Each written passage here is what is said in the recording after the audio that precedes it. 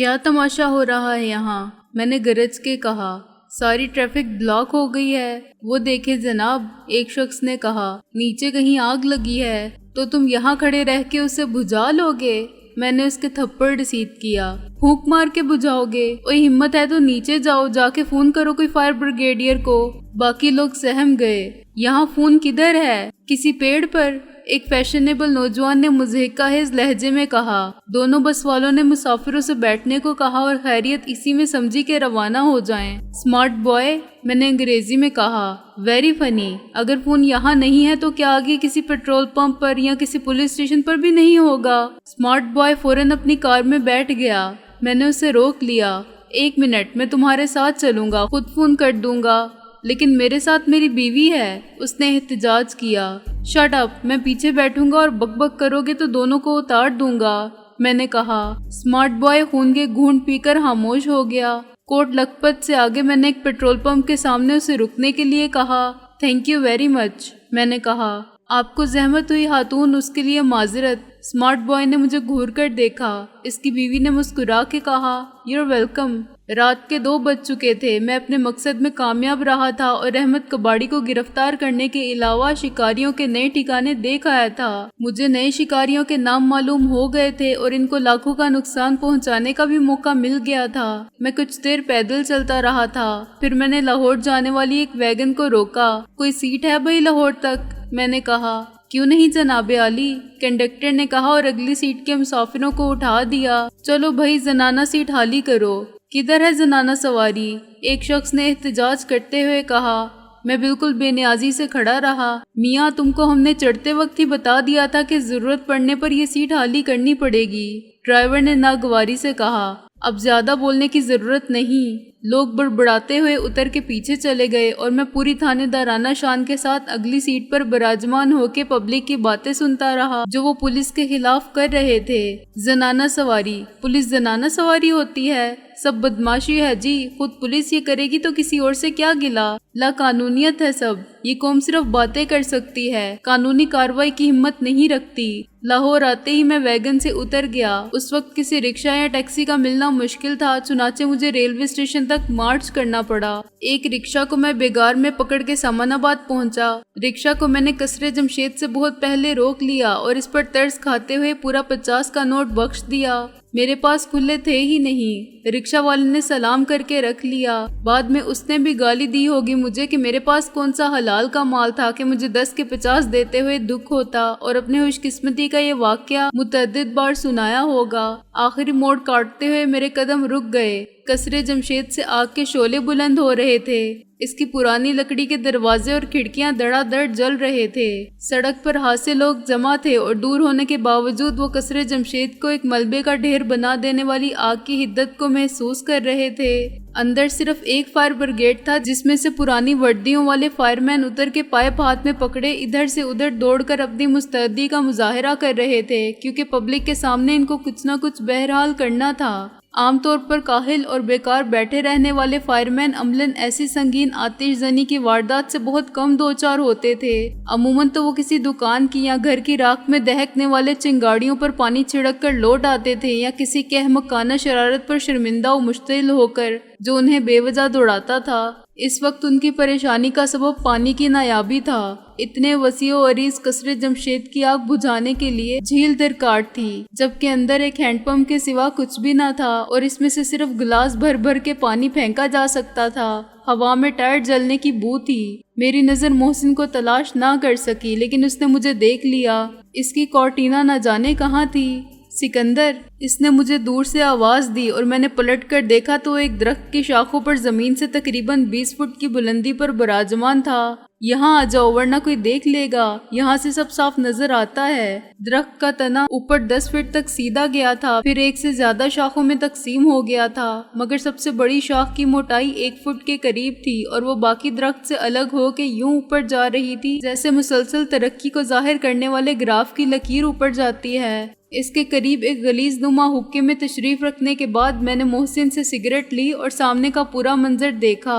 Fire brigade والوں کی ایک خستہ حال ٹیم گھنٹیاں بجاتی آ پہنچی تھی، لیکن اس کا کوئی فائدہ نہ تھا۔ گھر میں کیا تھا کہ تراغم اسے غارت کرتا۔ محسن خان، میں نے کہا، اس کھنڈر میں آگ پکڑنے کی کون سی چیز تھی؟ کھڑکیاں دروازے تک تو لے جانے والے لے جا چکے تھے، ایک چیز تھی جو آپ چھوڑ گئے تھے۔ محسن خان نے کمال اطمینان سے فرمایا، مسٹر رانجھا کو؟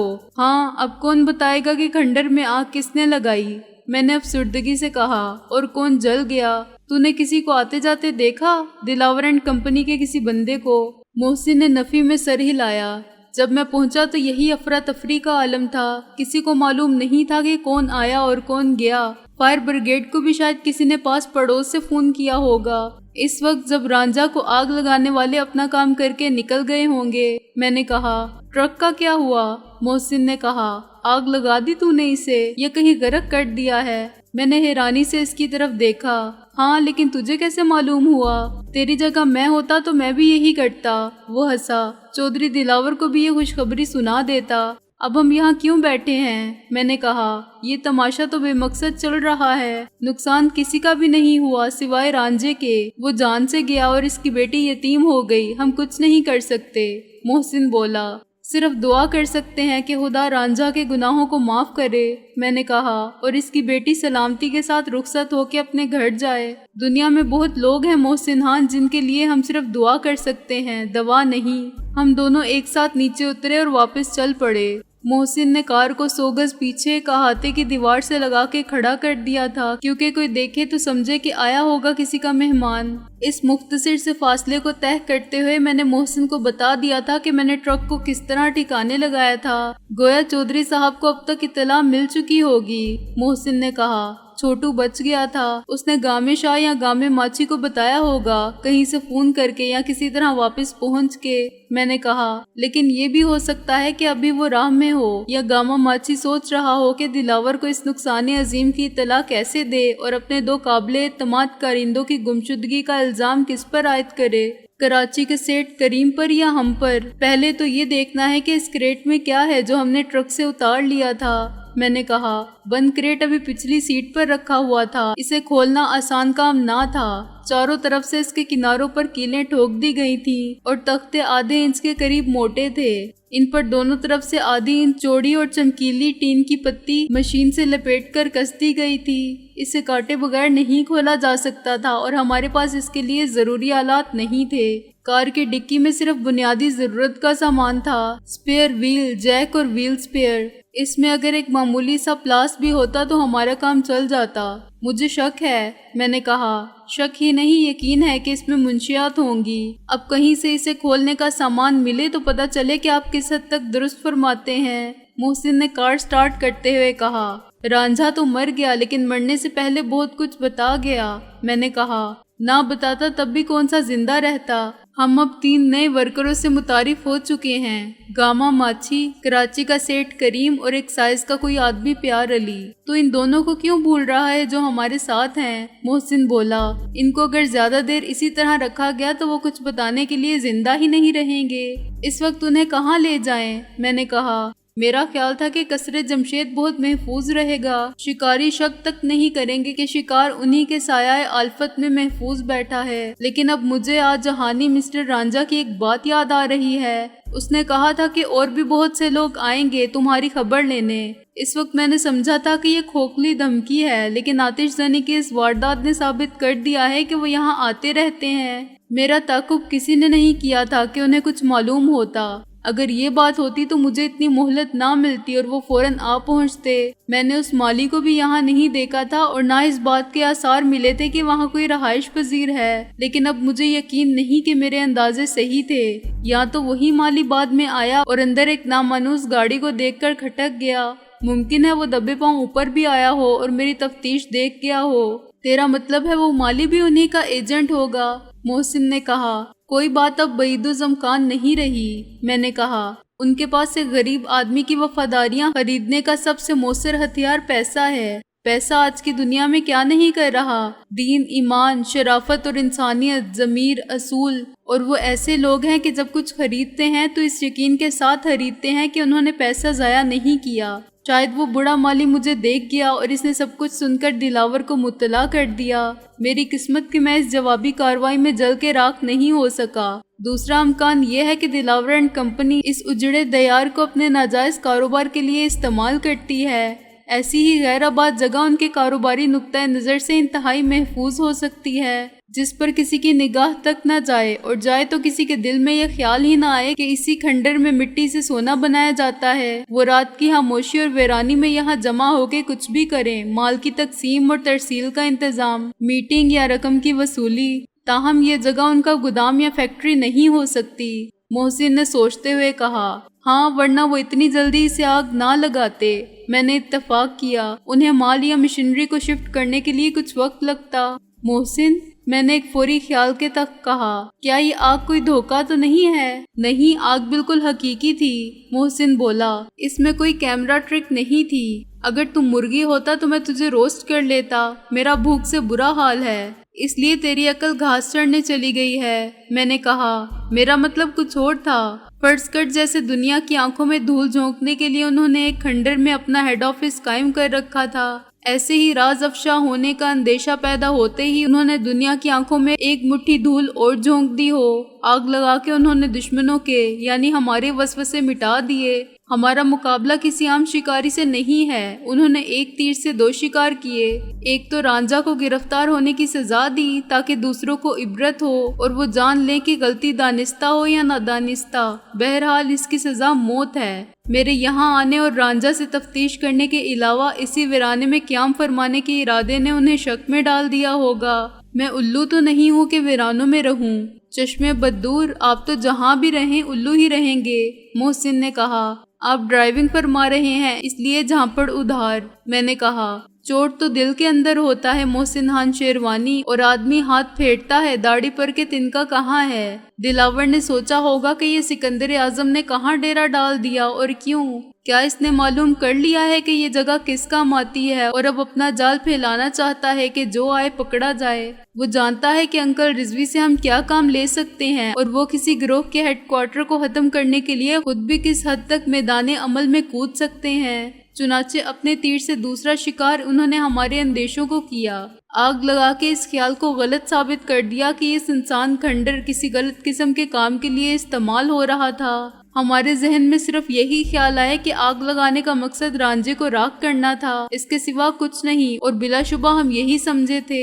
کیا ہم غلط سمجھے تھے؟ اسے دور اندیش مراد دانا، محسن نے کہا۔ ہاں عزیزم، غور فرما آتش زنی کے طریقے پر، میں نے کہا۔ انہوں نے اوپر نیچے ہر کمرے میں آگ کیسے پھیلائی؟ دیواریں تو آگ پکڑ نہیں سکتی، اندر نہ فرنیچر تھا، نہ پردے، نہ قالین اور نہ کھڑکی دروازے، پھر بھی دیکھنے سے تاثر یہی ملتا تھا کہ پورا قصر جمشید آگ کی لپیٹ میں ہے۔ میرا خیال ہے انہوں نے سب کمروں میں کھڑکیوں دروازوں کے پاس گھاس پھوس اور لکڑیاں رکھی، ان پر پیٹرول یا مٹی کا تیل ڈالا اور گھوم پھر کر خود آگ لگائی۔ تو نے ٹائروں کے جلنے کی بو محسوس کی تھی، وہ بھی انہوں نے ہی رکھے ہوں گے۔ پرانے ناکارہ ٹائر زیادہ دیر جلتے ہیں اور بہت دھواں دیتے ہیں، اور اس اہتمام کا مقصد ہمیں، میرا مطلب ہے تجھے الو بنانا کیسے ہوا؟ محسن بولا۔ میرا خیال ہے کہ وہ سلسلہ بدستور زیر زمین چلتا رہے گا، میں نے کہا۔ انڈر گراؤنڈ بزنس ہے اور وہ عملی طور پر انڈر گراؤنڈ ہی کام کرتے ہوں گے، اوپر کا کھنڈر رہے یا نہ رہے، ان کا گودام، فیکٹری یا ہیڈ آفس محفوظ اور دنیا کی نظر سے اب بھی اوجھل ہے۔ پہلے کوئی اسے ویرانہ سمجھ کے قابل توجہ نہیں سمجھتا تھا، اب جلنے کے بعد اس کی ظاہری حالت پہلے سے زیادہ تباہ نظر آئے گی۔ تیری ناقص عقل میں یہ قابل رشک خیال کیسے آیا؟ محسن نے کہا۔ مجھے تو حسد ہو رہا ہے۔ واضح ہو کہ پہلے تہ خانے بنانے کا رواج عام تھا، میں نے کہا، اور قصر جمشید کے نیچے بھی کوئی تہ خانہ ہو تو عین ممکن ہے۔ اس کی وسعت بھی قصر کہلانے والی عمارت کے مطابق ہوگی۔ دلاور اینڈ کمپنی کے وسیع کاروبار کے لیے تو ایسی کوئی جگہ ضرورت کے عین مطابق ہے، شاید اس سے بہتر کوئی جگہ ہی نہ ہو۔ رائٹ، محسن نے بریک لگا کے کہا، لیکن اس مرحلے پر میں تحریک التوا پیش کر کے منظور کرتا ہوں، اور گاڑی کو ایک ہوٹل کے سامنے روک لیا جہاں سے آخری گاہک رخصت ہو چکا تھا۔ چنانچہ پروپرائٹر آمدنی کے علاوہ بہت سے مسائل پر غور فرما رہے تھے کہ کون سی چیز بچی اور کیوں بچی، زیادہ پکائی گئی تھی تو کیوں، اور کم کھائی گئی تھی تو کیوں، اور ظاہر ہے اب اس پس سے خوردہ کو اگلے دن معزز گاہکوں کی خدمت میں پیش کرنے کے لیے بچا کر رکھنے ہی والے تھے کہ ہم نے بچا کچا مال خرید کے انہیں تفکرات سے نجات دلائی۔ 2 میل دور جا کے میں نے اور محسن نے ڈنر تناول فرمایا اور گرد و پیش کا جائزہ لیا۔ ہم ملتان روڈ پر تھے اور آبادی تقریباً ختم ہو چکی تھی۔ جس مکان کی اوٹ میں محسن نے گاڑی کو روکا تھا وہ تقریباً مکمل ہو چکا تھا اور چھت پڑ جاتی تو مکمل ہی کہلاتا، لیکن آثار یہ تھے کہ اسے نامکمل پڑے ہوئے زمانہ ہو گیا۔ میں پہلے گاڑی کی چھت پر اور اس کے بعد دیوار پر چڑھا۔ اندر خانہ ویرانی کا ڈیرا تھا اور بغیر پٹ کے دروازوں اور کھڑکیوں کے خلا سے اندھیرا جھانک رہا تھا۔ میں آہستہ سے اندر لٹک گیا اور ہاتھ چھوڑ دیے۔ پیروں کی زمین سے لگتے ہی میں اس دروازے کی طرف بڑھا۔ اچانک اندر سے ایک بھاری بیٹھی ہوئی اور اونگتی ہوئی آواز آئی، بدبخت چور، کہیں اور جا۔ میں اچھل پڑا اور پھر بے ساختہ اندر لپکا۔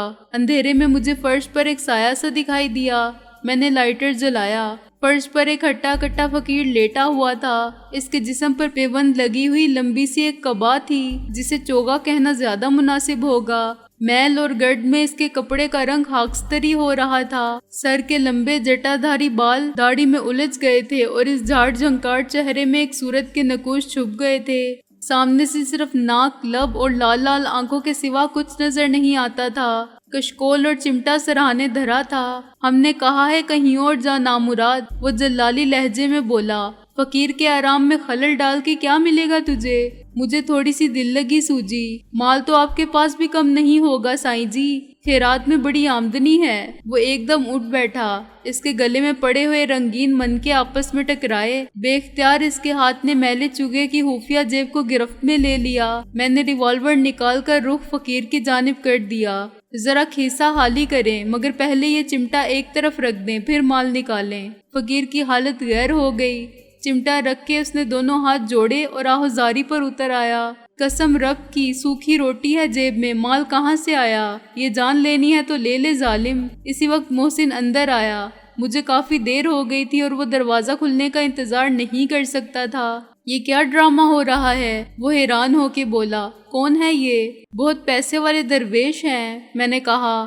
کبھی انکم ٹیکس نہیں دیا، میں ذرا حساب مانگ رہا تھا۔ فقیر نے پھر گلگلہ بلند کیا اور یقین دلانے لگا کہ یہ غلط ہے۔ پیسہ اب کہاں بابا، دنیا بڑی کنجوس اور کمینی ہو گئی ہے، چمڑی اتار لیتی ہے اگر دمڑی مانگو۔ خدا کے لیے مجھے معاف کر دو، کسی سیٹھ ساہوکار کو لوٹو۔ میں نے محسن کو آنکھ سے اشارہ کیا۔ ذرا دیکھ، یہ اللہ لوگ جھوٹ کہہ رہے ہیں یا سچ؟ محسن نے اسے کھڑا کر دیا۔ آواز بند، محسن نے ڈانٹ کر کہا اور اس کے چوگے پر ہاتھ مارا۔ فقیر کی گھگی بند گئی۔ اندر ایک تھیلے جتنی جیب تھی، اس میں سے میلے کپڑوں میں لپٹے ہوئے 100 اور 50 کے نوٹ برآمد ہوئے۔ فقیر محسن کے قدموں میں گر گیا اور بڑے مضحکہ خیز انداز میں رونے لگا۔ یہ میری تمام عمر کی کمائی ہے، پیسہ جوڑا تھا میں نے 20 سال میں۔ کس لیے اور کس کے لیے؟ میں نے کہا، محل بنوانا تھا یا مزار شریف یا دھی پتر بیاہنے تھے؟ لیکن وہ کیا جواب دیتا؟ وہ ان دولت مند فقیروں میں سے تھا جو عادتاً مانگتے ہیں، کسی ضرورت کے تخت نہیں، اور دنیا سے پوشیدہ خزانہ ان کو متاع غرور ہوتا ہے۔ بیشتر دینے والے ان کے مقابلے میں فقیر اور زیادہ غریب ہوتے ہیں۔ اس خفیہ دولت کو پھلتا پھولتا دیکھ کر خوش ہونا ہی ان کا نصیب ہوتا ہے، جو نہ دنیا میں سکھ دیتی ہے اور نہ آخرت سنوارتی ہے۔ ایسے فقیروں کی نفسیات کبھی میری سمجھ میں نہیں آئی۔ 27,220 روپے، محسن بولا۔ کتنا انکم ٹیکس بنا؟ چل بخش دے سائیں بادشاہ کو۔ میں نے ریوالور جیب میں رکھ لیا۔ فقیر کی حالت انتہائی قابل رحم ہو رہی تھی۔ اس نے اپنا خزانہ جھپٹ کر واپس اندر کی جیب میں چھپا لیا اور سہم کر کونے میں دبک گیا۔ اس کی خوفزدہ نظروں میں بے یقینی تھی اور ایک سوال تھا کہ کیا سچ مچ ہم اسے لوٹنے کا ارادہ ترک کر چکے ہیں؟ یہ مذاق ہے یا ہم پاگل تو نہیں ہیں؟ اب اسی جگہ ایسے ہی خاموش بیٹھے رہنا، میں نے کہا، ورنہ۔ میں نے پھر ریوالور نکال کر اسے دکھایا۔ اس نے زور زور سے اقرار میں سر ہلا کے وعدہ کیا کہ سب کچھ ہماری مرضی کے مطابق ہوگا۔